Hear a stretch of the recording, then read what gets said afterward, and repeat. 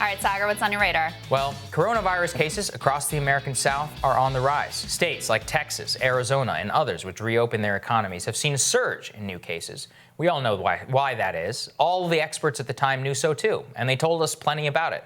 As I've consistently said on this show, I believe it is up to citizens to take into account the risk of information that experts and others regarding coronavirus, and then make our own decisions on whether it is still worth it to resume economic activity, and also to consistently reassess your position given the data that you have available to you.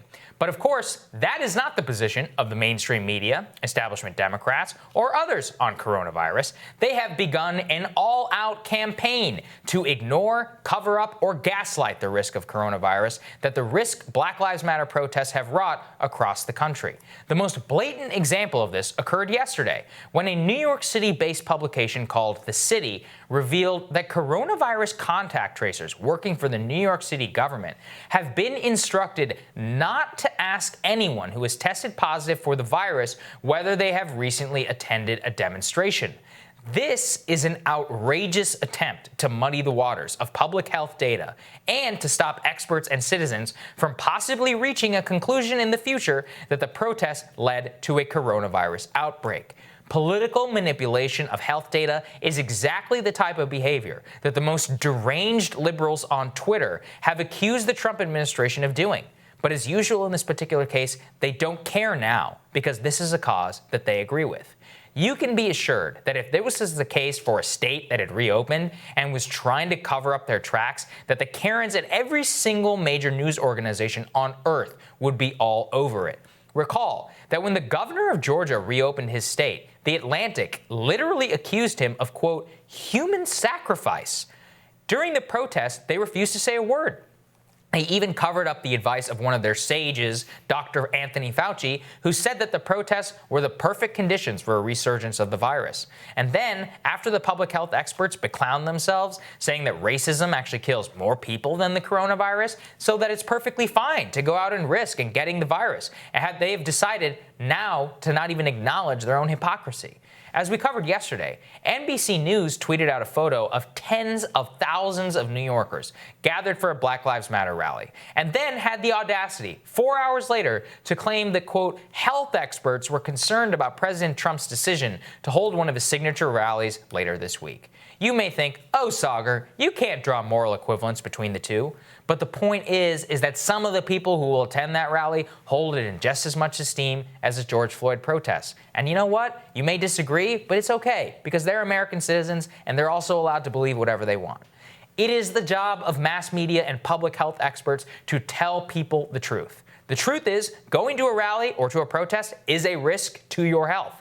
As a citizen, you should be entrusted with the capability and knowledge to weigh for yourself the priorities of your actions relative to that advice, and then live your life. But the media can't accept that. They cannot accept that being a Trump supporter or being a conservative today in America is morally acceptable whatsoever. So they manufacture consent. They team up with their liberally educated public health colleagues to gaslight the country into thinking that lockdown protesters are monsters endangering their grandmothers, and that George Floyd protesters apparently have some special immunity to coronavirus and are completely incapable of transmitting it between themselves and their loved ones.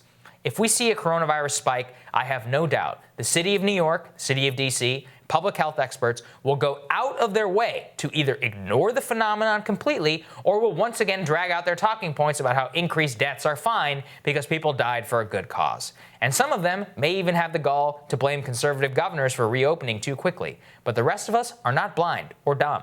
At the beginning, they told us that crowding was the worst possible thing we could do for the spread of coronavirus. So we listened dutifully, stayed up in our homes. People gave up their weddings. People gave up visiting their loved ones. Some said goodbye to their elderly relatives on the phone, longing for the last time that they could see them. Then we turned on the TV and saw people doing exactly what we were warned against for months without any public shaming that was directed at a pool party at Lake of the Ozarks.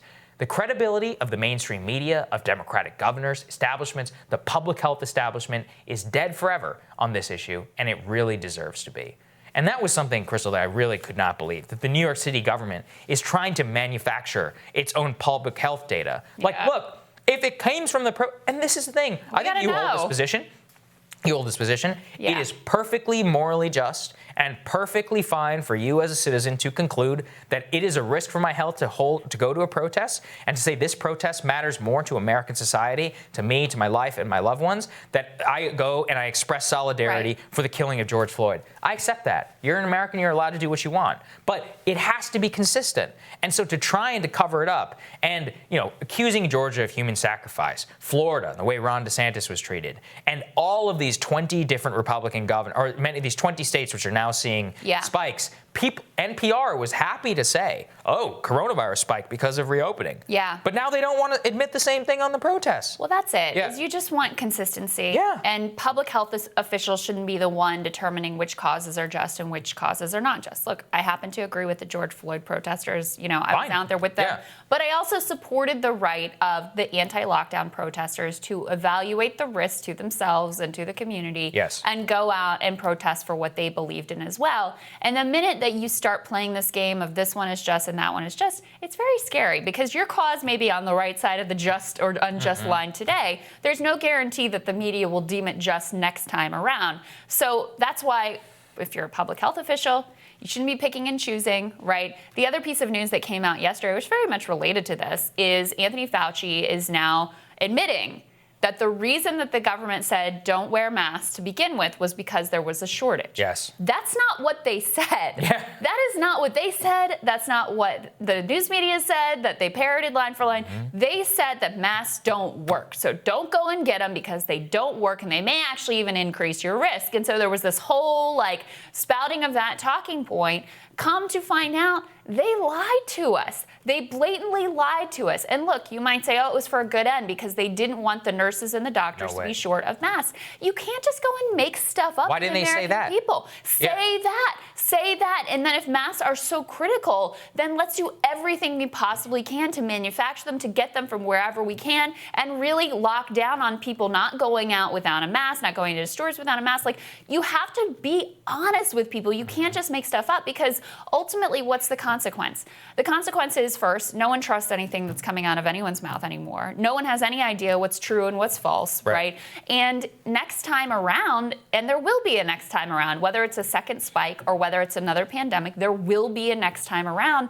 People aren't going to listen in the same way because they see the way that you lied. They see the way that you were not even-handed. They see the way that you were political when you should have just stuck to the science and the facts and the data. Look, again, I think it's perfectly acceptable that people see a just cause that they believe is worth taking some risks for and fighting for. That happens all the time. That's fine. Right, and that happens all the time in the context of people going out and risking arrest, or risking their jobs, injury, risking their job. There's lots of context for that occurring, and I am fine with that, but you can't pretend like magically this isn't going to potentially contribute to a spread. And the de Blasio thing, not asking, contact tracers, not asking where you've been, I mean, that's just completely irresponsible. It is irresponsible and abdication of public health data, an abdication of public health duties.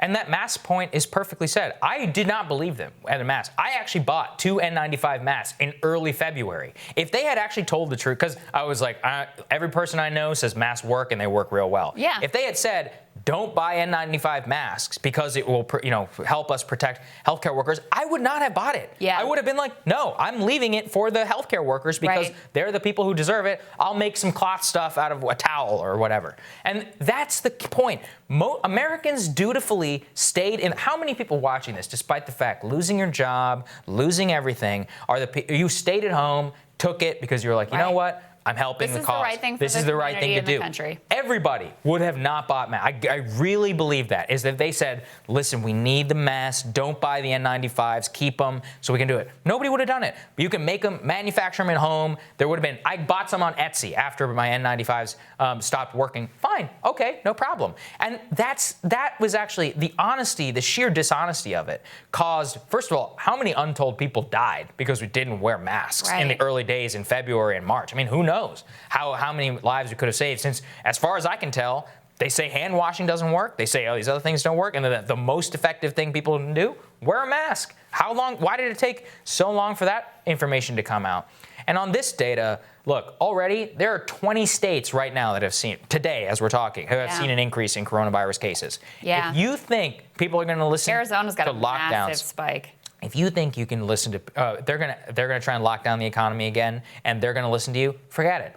Forget it. I know people, I talked to them this weekend, who had to postpone their wedding and are wondering, what phase are we going to be in? Are we going to be able to do that? And then they're turning on the TV and they're seeing stuff like this, and they're furious because they're trying to abide by what public health authorities say is allowed, and then this stuff is going on. Well, and the other piece is, as we've discussed here, people also thought they were signing up for a basic bargain where the government was going to help them out and help keep them whole, and they utterly failed on that. Right. And so next time around, they're going to know, like, you're not going to do anything for me. I'm going to lose everything. Like, I'm going to be kicked out of my job, kicked out of my house, kicked out of my apartment. So forget it. Not going along this time. I don't believe you, and I'm not going to play ball. And I wouldn't blame them for a second. All right, I'm looking forward to your radar next, Crystal.